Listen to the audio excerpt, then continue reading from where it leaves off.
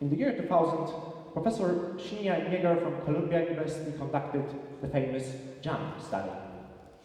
Researchers first displayed 24 jumps in a busy supermarket and waited for a response. At first, 60% of customers stopped, but only 3% of them made a purchase.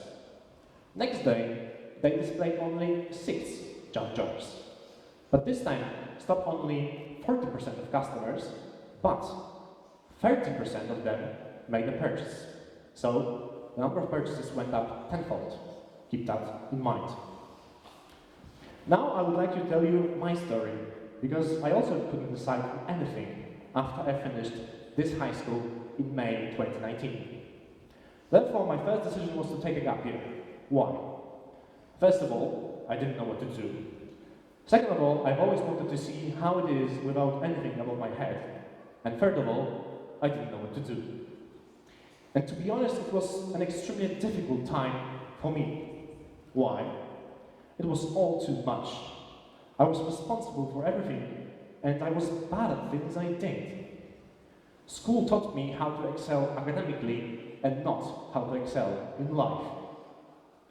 So I fell apart completely, and as a result I started therapy, which helped me to get me back on my feet. And to make things worse, as you remember, the pandemic hit. There was a good thing about it though. I had a lot of time to think. So I thought it all through and decided to study medicine. Why? Because medicine offers so many choices after you finish. You cannot even possibly compare a profession of a psychiatrist to a surgeon, because these are completely different professions. So essentially, I extended the lifetime of my faith. But in order to study medicine, I had to rewrite my IB exams from biology and chemistry, which I did, passed quite well. And I had to do it in November 2020 because there were no makeup sessions in mine. So essentially I received another gap year thanks to the beloved IB. And after exams, the second gap year was a little bit different. I started working in 3 different places. I was a self-service car wash chain manager, I was a drone operator, and I helped administratively in the office.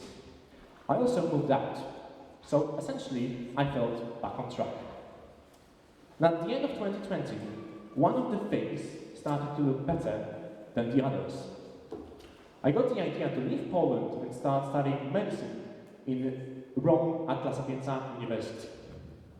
But I met with my ex. We talked, we came together obviously as the story unfolds, and basically our idea was not to talk at all about my idea of leaving Poland up until it was absolutely necessary. And you know, at that time the justifications started to pop up in my head like a popcorn, you know? Suddenly I had a very nice job, I had a nice flat, and Szczecin was looking better than ever. So I stayed, as I'm here, and began studying medicine at Pomerania Medical University here in Szczecin. Maybe justifications are all we need when looking for the right thing. No, not really. So the study started at the beginning of October, and we broke up at the end of October. So yeah, I was in Szczecin, living alone, no friends, and the real reason why I stayed here simply disappeared. Anxiety, doubts, lack of direction. But then something clicked. I really had an interesting job, which taught me so much you cannot even fathom. I had a nice flat, I found new friends, I was living comfortably, like I thought I would, whereas my friends abroad lived in the outskirts of the city, eating cheese and ham every day. Nevertheless, I had to prove myself that by staying in Szczecin, you know, I made a good decision after all. So I started doing everything I even remotely liked all at once. At the high level of it, I was studying medicine, working as a manager, doing social work for the city hall, writing a book, teaching chemistry, playing golf and tennis. And then, it all came to me. I was trying a lot of things at the same time. All of the coaching guys, obviously, would say to me that I should concentrate on one thing and do it for 100%. It's all nonsense. What I learned when I was working as a self-service car wash chain manager in BKF here in Szczecin is that things take time. I remember when my boss once said to me, David, please arrange a purchase of a car wash for our company. I said, all right, yeah. And can you guess how long it took for me to buy a car wash? It was like 3 months, at least, to finalize this transaction. Whereas if it was up to me, I would have done it in 3 days. First day to draft the contract, second day to negotiate the terms, and third day to finalize it. But then we are people, we are lazy, we get ill, and the coaching guys forget about it. So things take time. Let's say you want to start an acting career, for example. So basically, you found yourself a coach, but your coach is busy. He has or she has only time on Wednesdays at the evening.